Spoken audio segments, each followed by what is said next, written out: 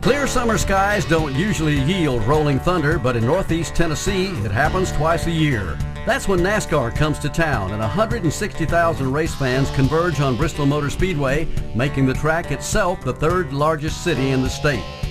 Once in the spring and once in late summer, the hallowed corridors of the world's fastest half mile come to life with the most electrifying atmosphere in modern sports. People come from all over the country to witness a 500-lap motorized mosh pit at NASCAR's equivalent of the Roman Colosseum. Only at Bristol there are 43 chariots and more than 30,000 horses. There's just nothing like racing at Bristol. You go in the gates and you just get so excited, your heart starts racing, and when you hear the engines start up, it's just something really exciting that takes over. It just gives you chills. It all started in 1960 as two Tri-City natives stood in the middle of 100 acres of pasture land with dreams of bringing high-octane excitement to the foothills of the Appalachians. Larry Carrier and Carl Moore had just returned from the Charlotte Motor Speedway, where they had witnessed firsthand the growing popularity of stock car racing. Scribbling most of their ideas on envelopes and brown paper bags, they made plans to build a track of their own in Piney Flats, Tennessee. But when local clergymen raised opposition to the idea, they marched 5 miles down the road and settled on a dairy farm in Bristol.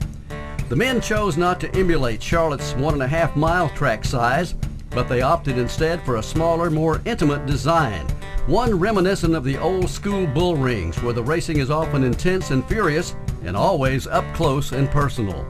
Excitement over racing in Bristol quickly led to a regional interest in all types of racing. Just 5 years after breaking ground on the Speedway, the Bristol Dragway took shape just a few hundred feet away.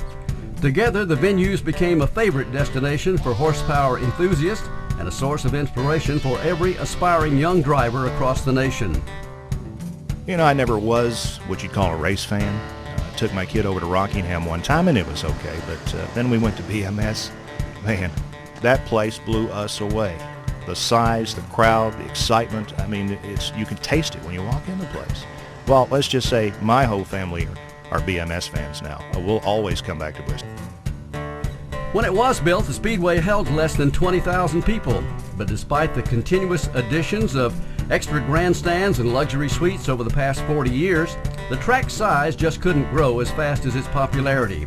And today, under the visionary leadership of Speedway Motorsports Chairman Bruton Smith, the track has a capacity of 160,000. But that's still not enough to fill the demand for tickets that real race fans consider worth their weight in gold.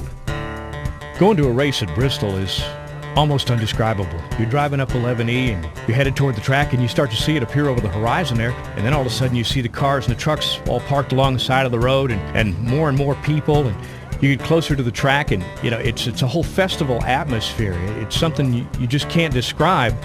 The excitement as it builds inside of you. You can't just watch it on TV. You got to be there.